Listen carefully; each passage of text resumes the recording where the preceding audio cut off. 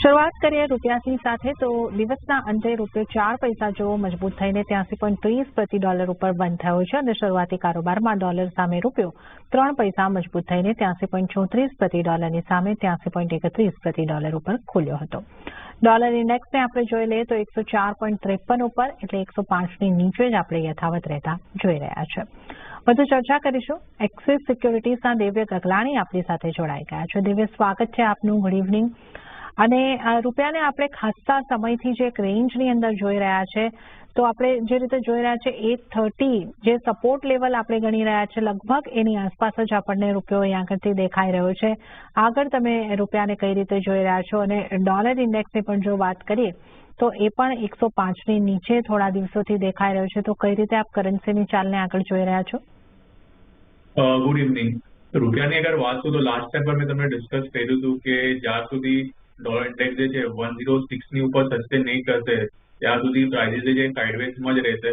ને યુએસડી આઈએનઆરની વાત કરું તો 83.50 એક સ્ટ્રોંગ રેઝિસ્ટન્સ છે હાયર લેવલ પર. તો જ્યાં સુધી આ લેવલ ઇન્ટેક્ટ છે ત્યાં સુધી આપણને વધારે કંઈ મોમેન્ટમ જોવા નહીં મળશે. ને હવે એઝ ઓફ નાઉ જે પણ ટ્રેડર્સ છે એની બધાની નજર હવે એફઓએમસીની જે મિનિટ્સ છે આ વીક મહિના ઉપર રહેશે. અગર એમાં કઈ સરપ્રાઇઝ આપણને જોવા મળે છે તો મોટી મોમેન્ટમ એક્સપેક્ટેડ છે. અધરવાઇઝ રેન્જ પણ એક્સપેક્ટેડ છે 83.50 અને નીચેના જે સપોર્ટ જે છે 83.20 અરાઉન્ડ. ઓકે, તો આ રેન્જ બાઉન્ડ જ રહેશે અને સપોર્ટ લેવલ જે છે 83.20 અહીંયા આગળથી તમે જોઈ શકો છો અને 83.50 તમે એક ઉપરની તરફ જોઈને ચાલી શકો છો. તો આ રેન્જની અંદર યુએસડી આઈએનઆર આપણને દેખાઈ શકે છે. વાત હવે સોનાની કરી લઈએ તો રેકોર્ડ રેલી બાદ સોનાની કિંમતોમાં ઉપલા સ્તરેથી આજના દિવસમાં થોડો ઘટાડો આવતો દેખાયો. જ્યાં સ્થાનિક બજારની જો આપણે વાત કરીએ લગભગ 0.5% ઘટાડા સાથે કિંમતો 73,923ના સ્તરની આસપાસ આપણે જોઈ રહ્યા હતા. 74,000ની આસપાસ આપણને કિંમતો દેખાઈ રહી છે. લગભગ 0.5%નો ઘટાડો અહીંયા આગળથી દેખાઈ રહ્યો છે. કોમેક્સના સ્તરોની જો વાત તો $2,417 સ્તર પર આપણે કિંમતો જોઈ હતી. 2,419ની આસપાસ અહીંયા આગળ પણ આપણે કારોબાર જોઈ રહ્યા છે. તો 2,400ના સ્તર જે છે એ અહીંયા આગળ કોમેક્સની ઉપર જળવાઈ રહ્યા છે. અને જે રીતે દેવેએ પણ આગળ ઉલ્લેખ કર્યો, બજારની નજર હવે આ સપ્તાહે જે ફેડની મિનિટ્સ આવવાની છે એના ઉપર ખાસ બનેલી રહેશે. દેવે, આપ કઈ રીતે જોઈ રહ્યા છો સોનાને? સારી એવી મજબૂતી બતાવ્યા બાદ થોડું આજે આપણને દબાણ બનતું દેખાઈ રહ્યું છે. તો જે એક જીઓપોલિટિકલ ટેન્શન્સ અને જે આપણે ઈરાનની ઘટનાને અહીંયા આગળથી જોઈએ એને કારણે ફરી એક વખત એક સેફ હેવન બાઇંગ આવ્યું હતું અને પછી આપણે જોઈએ કે જે ઉપલા લેવલ્સ બન્યા ત્યાંથી નફા વસૂલી આવી. એ એક રીઝન હોઈ શકે કે આપ અન્ય કોઈ કારણો જોઈ રહ્યા છો? સોનાની જે આ તેજી આપણે તાજેતરમાં આવતા જોઈ અને ત્યારબાદ આજે આપણે એક દબાણ જોઈ રહ્યા છે. સોનાની વાત કરું તો મલ્ટિપલ ફેક્ટર્સ જે છે જેનાથી આપણને સોનાની અંદર બાઇંગ જોવા મળી છે. મેઇન જે આ મહિનામાં જે રેલી જે આવી છે ઓલમોસ્ટ સોનાના જે પ્રાઇસીસ છે 4% ઉપર છે. ને વન ઓફ ધ ફેક્ટર્સ એ છે કે સ્ટાર્ટિંગના મહિનામાં જે આપણને ન્યૂઝ આવતા હતા કે ફેડ જે છે રેટ કટ કરવાના છે લેટર ધીસ યર, તો એક પોઝિટિવ છે પ્રાઇસીસ માટે. ને સાથે સાથે જે જીઓપોલિટિકલ ટેન્શન જે ચાલી રહ્યું છે માર્કેટમાં, જે રીતના તમે કીધું કે ઈરાનના જે પ્રેસિડેન્ટ છે હેલિકોપ્ટર ક્રેશમાં he died, તો એ એક વન ઓફ ધ રીઝન છે કે આપણને સ્ટ્રોંગ બાઇંગ જોવા મળ્યું છે બુલિયન્સની અંદર ઇન્ક્લુડિંગ ગોલ્ડ અને સિલ્વર. પણ હમણાં એઝ ઓફ નાવ યસ્ટરડેના જે માર્કેટ જ્યારે સાંજના ઓપન થયું હતું તો ફેડના ઓફિશિયલ્સે કમેન્ટ કર્યા હતા કે હજી પણ એ લોકોને ઇન્ફ્લેશનનો જે ટાર્ગેટ જે છે 2% બિલો 2% અરાઉન્ડ એ હજી સુધી અચીવ થયું નથી. તો જે રેટ કટ માટે હજી પણ they will take the decision કે રેટ કટ કરવા છે નથી કરવા. તો એક વન ઓફ ધ રીઝન જે છે આપણને પ્રોફિટ બુકિંગ જોવા મળ્યું છે. પણ ઓવરઓલ જે હમણાં ટ્રેન્ડ જે ચાલે છે તો મારા હિસાબથી ટ્રેન્ડ સાથે ચાલવું જોઈએ. કેમ કે સેકન્ડલી જે સેન્ટ્રલ બેંકનું જે બાઇંગ આવે છે પર્ટિક્યુલરલી ચાઇનામાંથી, તો એ પ્રાઇસીસને જે સપોર્ટ કરે છે લોઅર લેવલ પર. તો અગર ઇન્ટરડાના લેવલ્સની વાત કરું તો 73,700ની આસપાસ અગર પ્રાઇસીસ આવે તો ત્યાં બાય કરીને ચાલવાનું. સ્ટોપ લોસ જે 73,500 મેન્ટેન કરવાનું ટાર્ગેટ ઉપરમાં 73,950 રાખવાનું. ઓકે, તો દેવેની સલાહ અહીં આગળથી સોના ઉપર ખરીદારી કરીને ચાલવાની બની રહી છે. તો જે ટ્રેન્ડ છે સોનામાં મજબૂતીનો એની સાથે રહેવાની સલાહ. 73,950ના ટાર્ગેટ તેઓ જોઈ રહ્યા છે. 73,500નો સ્ટોપ લોસ અહીં આગળથી રાખીને ચાલો તો એક ઘટાડે ખરીદીની સલાહ સોનાની અંદર આવતી દેખાઈ રહી છે. ચાંદીની વાત કરી લઈએ તો ચાંદીમાં પણ ઉપલા સ્તરેથી કિંમતો ઘટતી દેખાય છે અને અહીંયા સ્થાનિક બજારમાં 94,258ના સ્તરની આસપાસ આપણને કિંમતો આવતી દેખાઈ હતી. 94,432ની પાસે આપણે અત્યારે કારોબાર જોઈ રહ્યા છે. તો 0.88%, આપણે માની શકીએ કે 0.5% જેવો ઘટાડો અહીં આગળથી આવતો દેખાઈ રહ્યો છે સરેરાશની જો આપણે વાત કરીએ. અને કોમેક્સ ઉપર ચાંદીની વાત કરીએ તો $31ની આસપાસ કારોબાર જોવા મળી રહ્યો છે. ઉલ્લેખનીય છે કે સોલાર પેનલ માટે ચાંદીની માંગ રેકોર્ડ હાઈ પર રહેવાની આશાએ વૈશ્વિક બજારમાં $72ના સ્તર પણ જોવા મળ્યા હતા અને ત્યારબાદ આપણે ત્યાંથી થોડો ઘટાડો જોઈ રહ્યા છે. દેવે, આપ ચાંદીને કઈ રીતે જોઈ રહ્યા છો? $32 સુધી આપણે કારોબાર પહોંચતા જોયો અને જો આપણે MCXની વાત કરીએ તો 95,480ના પણ આપણે હાઈ બનતા જોયા. ત્યાંથી થોડો ઘટાડો જરૂર આવ્યો છે પણ હજી ખાસા એવા ઉપલા સ્તરો પર આપણે ચાંદીને જોઈ રહ્યા છે. તો આગળ આપને ચાંદીની ચાલ કેવી લાગે છે? ચાંદીની વાત કરું તો ઓલમોસ્ટ હરેક શોમાં કહ્યું કે ચાંદી જે છે મારી એકદમ ટોપ પિક છે આ વર્ષ માટે. કેમ કે બહુ ટાઈમથી એક અંડર પરફોર્મર હતું. ગોલ્ડ સાથે કમ્પેર કરે કે ગોલ્ડના જે પ્રાઇસીસ છે ઓલમોસ્ટ 30,000થી જે રેલી સ્ટાર્ટ થઈ હતી 2015-2016થી ત્યાંથી ઓલમોસ્ટ 75,000 સુધી આવી ગયા હતા. એ ચાંદીમાં આપણને એ મુવમેન્ટ જોવાનું હતું મળ્યું કે ચાંદીમાં જે છે લેવલ 75,000નો ફર્સ્ટ ટાઈમ 2000 લેવલમાં ટચ થયો તો પછી એના પછી પ્રાઇસીસ ઓલમોસ્ટ યર ટ્રેન્ડની આસપાસ જ ટ્રેડ કરે છે. તો ચાંદી પણ એક એક્સપેક્ટેડ હતું કે અંડર પરફોર્મર છે તો એમાં પણ વેલ્યુ બાઇંગ આપણને જોવા મળશે ને આ મહિનામાં આપણને સ્ટ્રોંગ રેલી જોવા મળી. જોયું આપણે કોમેક્સની અંદર ચાંદી ઓલમોસ્ટ 11 યરનો હાઈ ટચ કર્યું છે.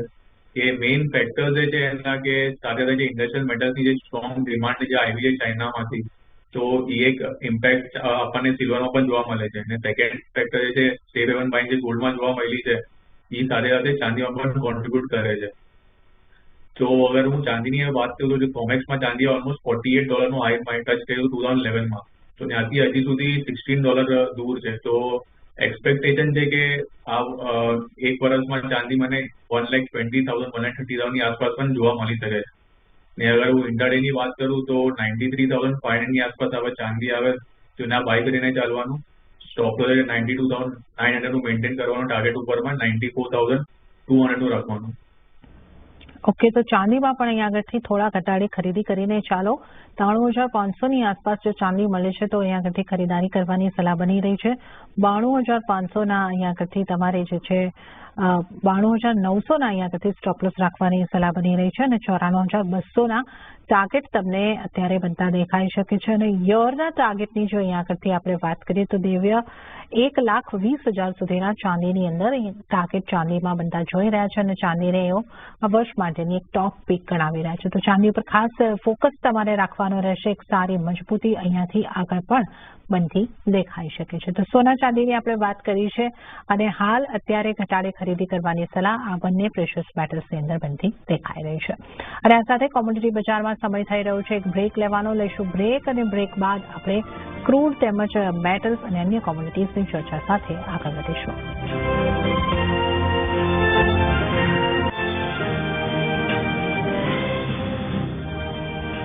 વિરામ બાદ કોમોડિટી બજારમાં આપનું ફરી એક વખત સ્વાગત છે અને આજે આપણી સાથે ચર્ચામાં દેવ્ય ગગલાણી જોડાયેલા છે.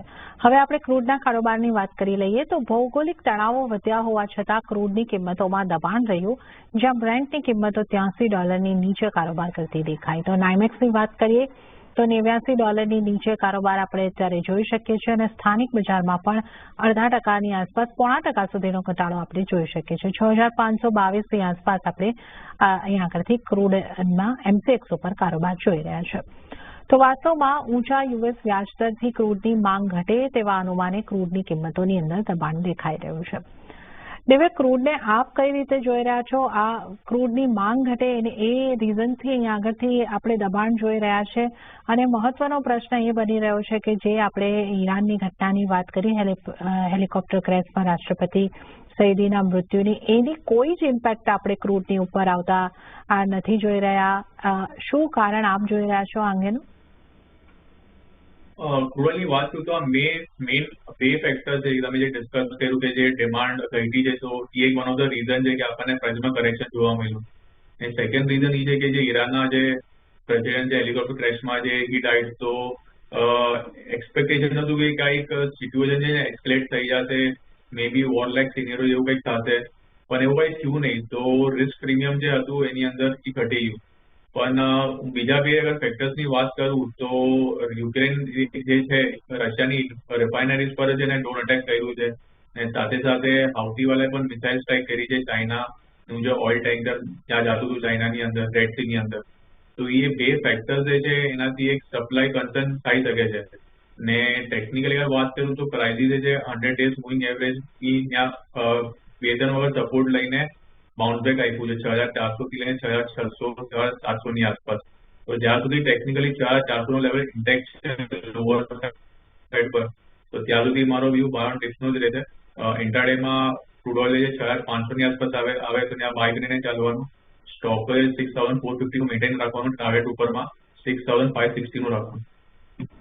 ઓકે, તો માંગના કન્સર્ન જે છે એ મેઇન અહીંયા આગળથી ક્રૂડની ઉપર ઇમ્પેક્ટ કરી રહ્યા છે અને એ જ દબાણનો મુખ્ય રીઝન આપણે અહીંયા આગળથી સમજી શકીએ છીએ. જીઓપોલિટિકલ ટેન્શન્સની આપણે જે વાત કરી, ઈરાનના ઇસ્યુની જે વાત કરી, ત્યાં કોઈ એસ્કેલેશન અત્યાર સુધી નથી દેખાઈ રહ્યા અને આને એક જે જોવામાં આવી રહ્યું છે કે એક અકસ્માત તરીકે જોવામાં આવી રહ્યું છે અને જીઓપોલિટિકલ ટેન્શન્સ અહીંયા આગળથી નથી દેખાઈ રહ્યા, કોઈ એસ્કેલેશન નથી. તો આપણે જે ક્રૂડ મેઇનલી જે ફોકસ કરી રહ્યું છે એ ડિમાન્ડ ઉપર કરી રહ્યું છે અને એને કારણે ઘટાડો જોઈ રહ્યા છે. તો ઘટાડે ખરીદીની સલાહ અહીંયા આગળથી આપણને બનતી દેખાઈ રહી છે. 6,500 ની આસપાસ ક્રૂડ મળે છે, ખરીદારી કરીને ચાલો. ટાર્ગેટ 6,560 અને સ્ટોપ લોસ જે છે 6,450 રાખીને ચાલવાનો રહેશે. તો બાય ડિપ્સ ક્રૂડ માટે પણ. હવે નેચરલ ગેસની પણ વાત કરી લઈએ તો નેચરલ ગેસના કારોબાર ઉપર આપણે નજર કરી લઈએ તો લગભગ 1.5% તેજી સાથે આપણને કારોબાર થતો દેખાઈ રહ્યો હતો. હવે 231 ઉપર એટલે 2% મજબૂતી સાથે કારોબાર આપણે અહીંયા આગળથી જોઈ રહ્યા છે. દિવ્ય, કઈ રીતે તમે નેચરલ ગેસને જોઈ રહ્યા છો? 231, 230 ની આસપાસ હવે કઈ રીતે ટ્રેડ કરવાની આપની સલાહ રહેશે? નેચરલ ગેસમાં આપણને સ્ટ્રોંગ બાઇંગ જોવા મળ્યું છે. નાઇમેક્સ નેચરલ ગેસની અંદર લાસ્ટ 4 દિવસથી આપણને એક પોઝિટિવ ક્લોઝ જોવા મળ્યું છે અને પ્રાઇઝિસ છે ઓલમોસ્ટ 4 મહિનાના હાઈ પર આવી ગયા છે. મેઇન રીઝન એ છે કે જે હીટ વેવ જે ચાલે છે ટેક્સસની અંદર તો ત્યાં જે કુલિંગ ડિમાન્ડ વધી છે because of the heat wave ને સાથે સાથે ત્યાં જે પ્રોડ્યુસર છે એ લોકો વોલન્ટરી કટ કર્યા છે. તો એક તરફ સપ્લાય જે છે એ થોડુંક ઓછું છે અને ડિમાન્ડ જે છે વધી ગઈ છે. તેનાથી આપણને આ સ્ટ્રોંગ બાઇંગ જોવા મળે છે નેચરલ ગેસની અંદર. ને એક્સપેક્ટેશન છે મારું કે જ્યાં સુધી પ્રાઇસ 210 ની ઉપર સસ્ટેન કરે છે ત્યાં સુધી પોઝિટિવ ટેરિટરીમાં જ ટ્રેડ કરશે. ઇન્ટ્રાડે માટે 229 ની આસપાસ અગર આવશે તો ત્યાં બાય કરીને ચાલવાનું. સ્ટોપ પર 225 નું રાખવાનું અને ટાર્ગેટ ઉપરમાં 234 નું મેન્ટેન કરવાનું. ઓકે, તો નેચરલ ગેસમાં અહીંયા આગળથી 234 ટાર્ગેટ માટે ખરીદારી કરીને ચાલવાની સલાહ જો બનતી દેખાઈ રહી છે. તો આગળ આપણે વાત કરી લઈએ મેટલ્સના કારોબાર અંગે. તો મેટલ્સમાં આજે મિશ્ર કારોબાર જોવા મળ્યો. એલ્યુમિનિયમ અને ઝિંકમાં ખરીદારીનો માહોલ રહ્યો છે તો કોપરમાં ઉપલા સ્તરેથી દબાણ આવતું જોવા મળ્યું છે. તો નેચરલ ગેસમાં કઈ રીતનો કારોબાર આપણને અત્યારે દેખાઈ રહ્યો છે એના ઉપર જો આપણે નજર કરી લઈએ. કોપરમાં અત્યારે આપણે 937 ની આસપાસ લગભગ ફ્લેટ ટુ પોઝિટિવ કારોબાર જોઈ રહ્યા છે. એલ્યુમિનિયમની વાત કરીએ તો 1.5% ખરીદારી 246 ઉપર. ઝિંકમાં પણ થોડી મજબૂતી દેખાઈ રહી છે 5% જેટલી 275 ની આસપાસ. તેવી સ્થાનિક બજારમાં આપણે મિશ્ર કારોબાર કહી શકીએ પરંતુ આમ જોવા જઈએ તો એલ્યુમિનિયમની અંદર પણ મજબૂતી દેખાઈ રહી છે અને કોપર પણ ઉપલા લેવલ્સની આસપાસ જ છે. આંતરરાષ્ટ્રીય બજારમાં કોપરની અંદર હજી મજબૂતી જળવાયેલી છે. તો કઈ રીતે તમે મેટલ્સને જોઈ રહ્યા છો અને મેટલ્સમાં આપની કઈ રીતની સલાહ રહેશે? ઓવરઓલ કોમોડિટી સ્પેક્સની વાત કરીએ તો લાસ્ટ વીક આ બધા ઈચ એન્ડ એવરી કોમોડિટીમાં આપણે સ્ટ્રોંગ બાઇંગ જોવા મળ્યું છે. અને કોપરની અગર વાત કરીએ કોપર લાસ્ટ વીક ઓલમોસ્ટ 4.5% ઉપર હતું. મેઇન રીઝન એ હતું કે ચાઇના વાળાએ જે સ્ટિમ્યુલસ મેજર અનાઉન્સ કર્યું હતું પ્રોપર્ટી માર્કેટને સપોર્ટ કરવા માટે તો એના મળ્યું ને સાથે સાથે કોમેક્સની અંદર એ પણ ન્યૂઝ આવી રહ્યા છે કે શોર્ટ સ્ક્વીઝ થયા છે તો એના વજહથી એક સ્ટ્રોંગ બાઇંગ આપણને હજી જોવા મળ્યું છે.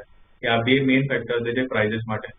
ને જ્યાં સુધી પ્રાઇઝિસ 925 ની ઉપર સસ્ટેન કરે છે શોર્ટ ટર્મમાં તો ત્યાં સુધી બાયોન ડિપ્સ વ્યૂ રાખવાનો. ઇન્ટ્રાડે માટે 932 ની આસપાસ અગર આવે તો ત્યાં બાય કરવાનું, સ્ટોપ લોસ 928 નું રાખવાનું અને ટાર્ગેટ ઉપરમાં 938 નું મેન્ટેન કરવાનું. તો કોપરમાં ખરીદારીની સલાહ અહીં આગળથી બનતી દેખાઈ રહી છે અને ઘટાડે ખરીદીની સલાહ છે. 928 નો સ્ટોપ લોસ રાખો અને 938 નો ટાર્ગેટ અહીં આગળથી આવતો દેખાઈ રહ્યો છે. તો ખરીદારી તરફ રહેવાની સલાહ અહીં આગળથી બનતી દેખાઈ રહી છે. દિવ્ય, એલ્યુમિનિયમને તમે કઈ રીતે જોઈ રહ્યા છો? અહીંયા પણ આ મજબૂતી આપણને દેખાઈ રહી છે, તો યથાવત રહી શકે છે આ મજબૂતી? હા, એલ્યુમિનિયમમાં પણ મને સ્ટ્રોંગ ટ્રેન્ડ દેખાઈ રહી છે. પ્રાઇસીસ જે 240 ની ઉપર હવે જે બ્રેકઆઉટ જે આપ્યું છે, તો જ્યાં સુધી પ્રાઇસીસ 240 ની નીચે નહીં જશે ત્યાં સુધી ટ્રેન્ડ પોઝિટિવ જ રહેશે. અને હવે નેક્સ્ટ ટાર્ગેટ જે એલ્યુમિનિયમનો 250 ની આસપાસ દેખાય છે. અગર એની ઉપર બ્રેકઆઉટ આપી દીધું એક મલ્ટી મંથ બ્રેકઆઉટ થઈ જશે અને પ્રાઇસ 260 270 પણ જઈ શકે છે આગળ જાય. ઓકે, તો એલ્યુમિનિયમમાં પણ અહીં આગળથી એક જે મજબૂતી તરફનો કારોબાર રહેતો આપણને દેખાઈ શકે છે. 250ના ટાર્ગેટ એલ્યુમિનિયમમાં આપણે બંધા જોઈ શકીએ છીએ. તો આપણે મેટલ્સની ખાસ વાત કરી. મેટલ્સમાં ખાસ કોપર ઉપર તમારી માટે ખરીદારીની સલાહ અને એલ્યુમિનિયમમાં પણ 250 260ના ટાર્ગેટ માટે ખરીદારી કરીને ચાલી શકો છો. તો સાથે જ દિવ્ય, આપનો આભાર. આપ અમારી સાથે જોડાયા અને તમામ નોન એગ્રી કોમોડિટીઝ અંગે આપણે ચર્ચા કરી. આપનો આભાર. અને સાથે કોમોડિટી બજારમાં ફરી એક વખત સમય છે બ્રેક લેવાનો. લેશું બ્રેક અને બ્રેક બાદ આપણે પાછા મળીને એગ્રી કોમોડિટીઝના ચર્ચા સાથે આ શોમાં આગળ વધીશું.